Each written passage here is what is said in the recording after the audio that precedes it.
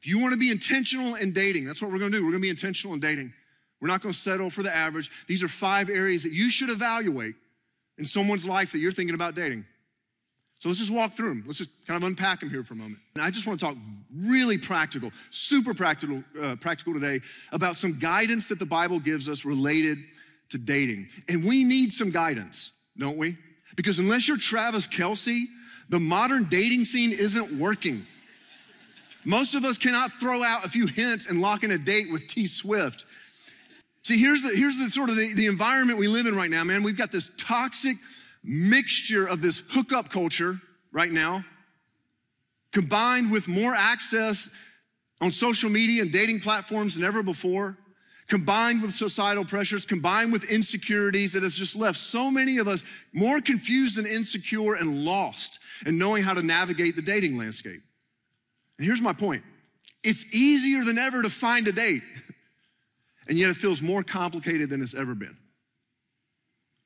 And because it's complicated, what so many of us have done is we just kind of thrown up our hands in the air and just gone into dating relationships without any sort of intention, without knowing what we're really looking for in another person. And so my task today is real simple. It's to press in on you the importance of dating with intention, to have in mind what it is you're looking for, and maybe for some of you, for the very first time, to actually invite God in on it, to talk to God about it, and to ask God, lead me in how you want me to date. So how do we do that? How do we determine who might make a good companion, who might be worth dating and making a good companion as we walk alongside, as we desire to follow Jesus? And I want to read you a list of 5 things that the Apostle Paul wrote to a young man named Timothy related to the kind of character that Jesus Christ will form in us. Here's what Paul said.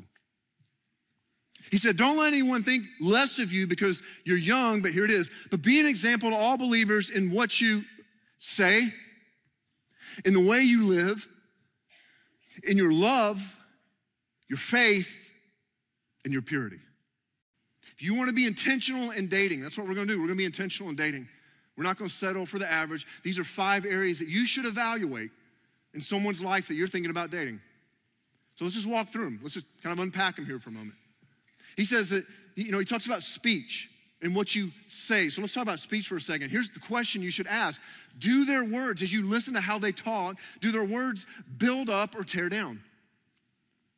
Do their words build up or tear down? Proverbs 18:21 says that the tongue, our speech, our words can bring death or life.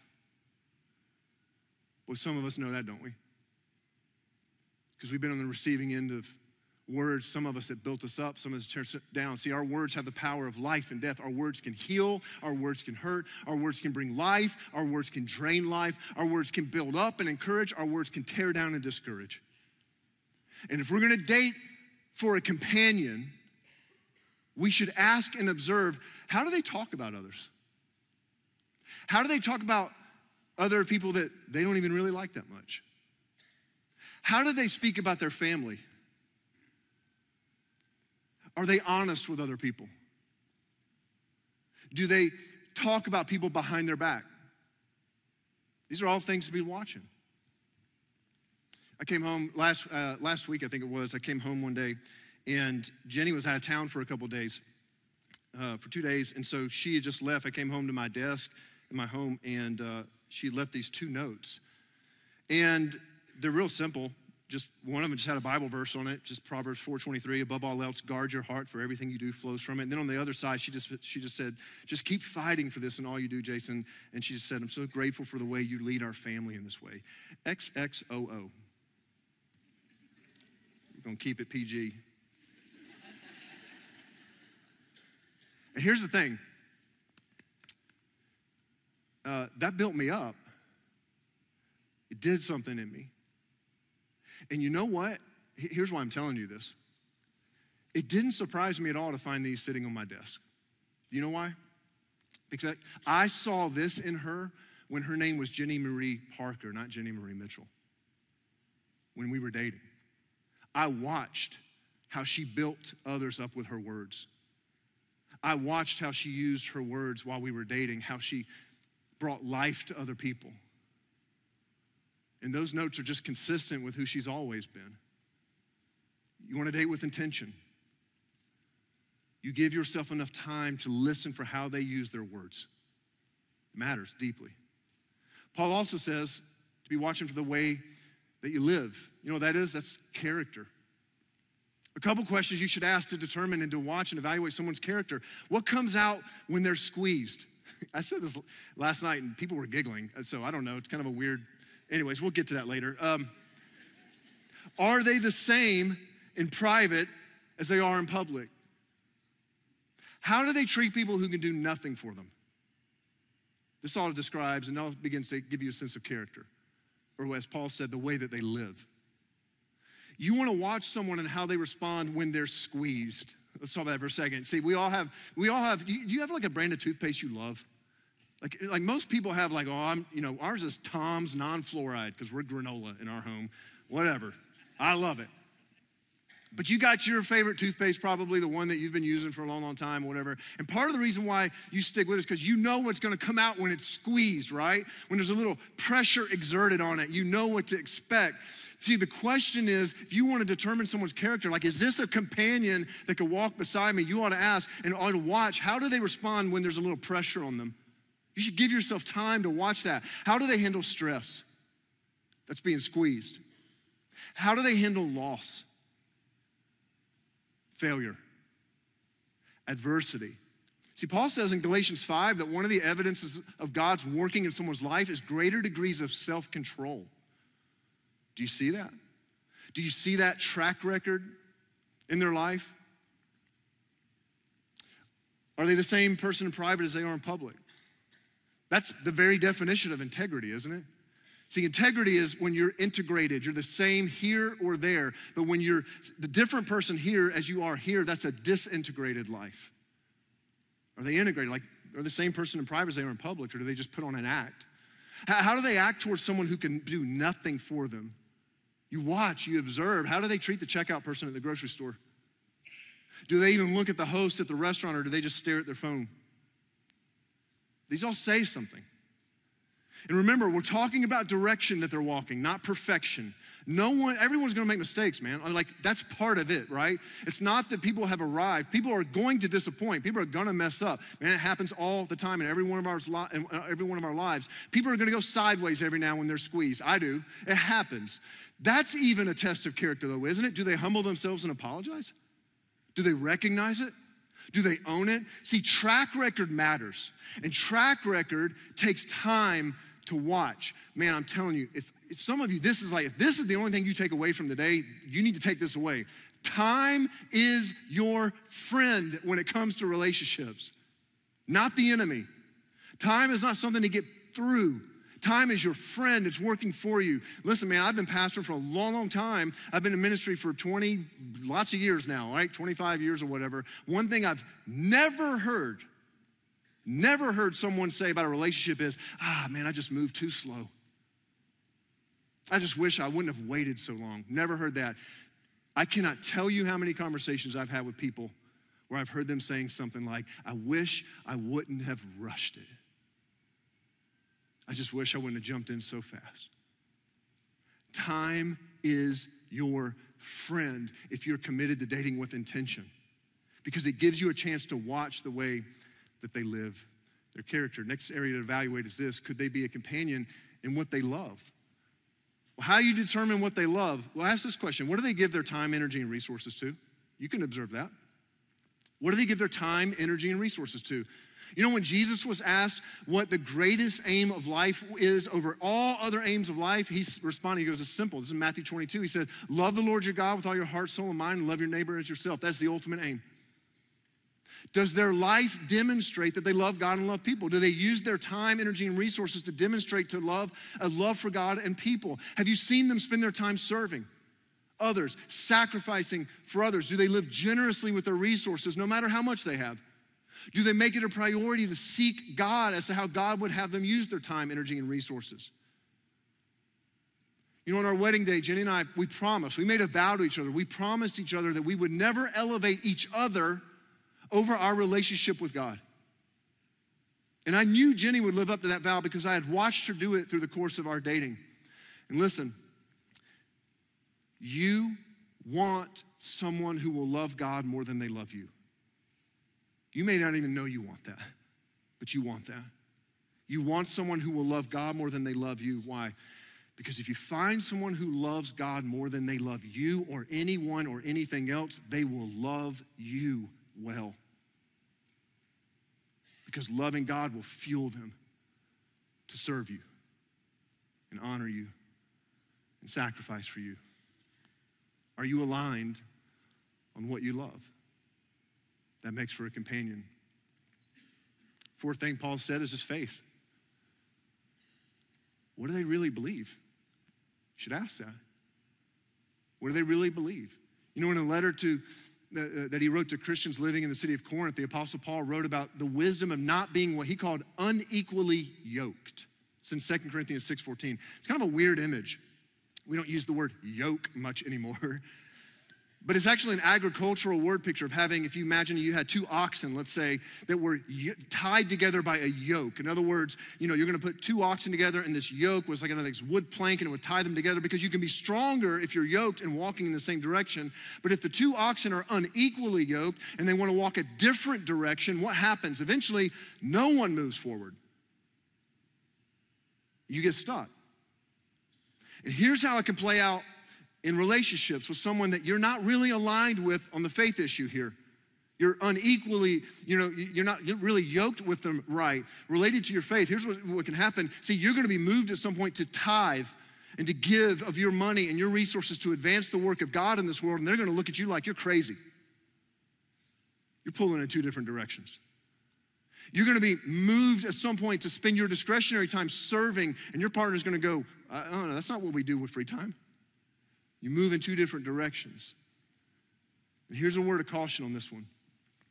Just a word of caution. See, man, look, at our church, we have such a passion here to introduce people to Jesus. That gets us up in the morning. That is what we do here at our church. We lead people to Jesus. We go and we love people and we point them to Jesus. We invite them here. We do whatever we can to see more people introduced to Jesus. That is what we do. And when it comes to dating, this can create a little bit of tension. Because every now and then thought creeps in, well, maybe I can be the one. Like, I know we're not really on the same page with the faith thing, but maybe I can be the one to point them to Jesus. And that's true. But here's where we take it to a place it doesn't need to go. That doesn't mean you need to date them to do it. Because as soon as you date them and you begin to open up your heart a little bit, you become more vulnerable with them, which creates a deeper connection and intimacy. And in the end, your hearts may be connected, but your faith is going in two different directions, and you will get stuck. If you want to date for a companion, not completion, it means asking, what do they believe? And the last thing Paul mentions is purity. If you're going to be intentional and look for a companion, you should ask this related to purity. Do they filter what they take in and consume? Is there a filter for what they take in and consume? Think about a filter for a second. I don't know if you got like a water filter at your house or something, like some sort of a filter, right? You know, with a filter, here's how it works. You pour something, and maybe that something that you pour over has some sediment or some dirt in or whatever, and you pour it through the filter, and the whole idea is that as it comes through the other side of the filter, it's more pure. That's what a filter does. Does the person that you're considering dating have a filter for what they take in and consume, which means they may not listen to certain things, participate in certain activities, laugh at certain jokes because their filter's at work, watch certain things that don't contribute to them honoring others and honoring God. Doesn't mean they always get this one right, man. Again, are they walking in that direction? That's really the question. Do they have accountability in place? Do they have safeguards in place? And ladies, I just want to speak to you for a moment specifically. And guys, I'll come to you in a second. But ladies, women, let me just say this. You do not have to settle for guys who view women as if they are objects. That's what little boys do, not men. And you don't have to settle for that. And anyone who loves you will never, ever ask you to compromise on convictions that you hold. And guys, let me just talk to you for a second. This one's about as challenging as ever. It's about as challenging as ever to filter what we take in. I know that watching porn is almost assumed in today's world. By the way, if you're newer to our church, you might not know, we value authenticity, so we just talk real here. So whatever, this is real, okay? It is assumed, watching porn is just assumed in today's world. And if you're actually interested in honoring women and not objectifying them, it is a battle that we're gonna have to fight. We live in a culture that has made it more accessible than ever before. And I also know that in Christ, you have been given all you need to live a life pleasing to him. For me, man, it meant guardrails. When Jenny and I were dating, I had friends that I specifically asked to ask me specifically if I was filtering what I was taking in. It meant I needed to put, boundaries about where Jenny and I would be alone or where we wouldn't be alone together. Why? Because I wasn't gonna use her physically without committing to her and creating the safety and the bond of marriage. I wanted to honor her in that way, and it was so challenging. But God will give you the power and the strength that you need. And do you know, by the way, how attractive that makes you?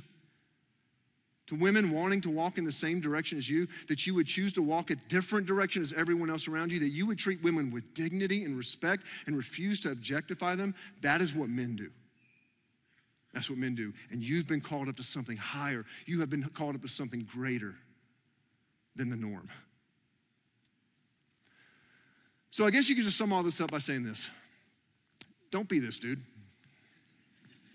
Could have saved us 31 minutes. Just told you that. Don't be this dude. That's average. That's the norm, man. Looking for someone to complete you, that's the approach everyone takes. And the stats tell us, and our experiences confirm, that even though it makes for good movies, that approach isn't really working out too well in the real world.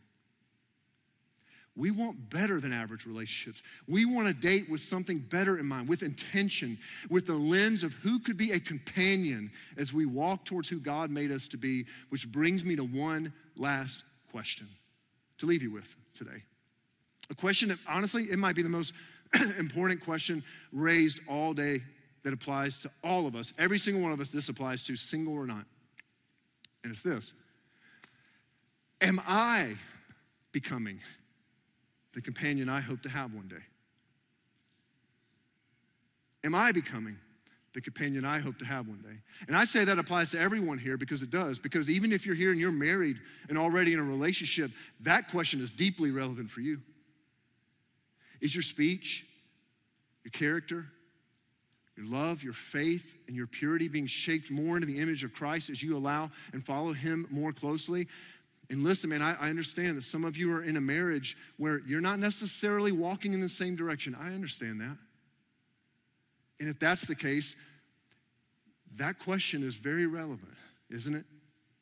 Because you can do that today. You can pursue that today.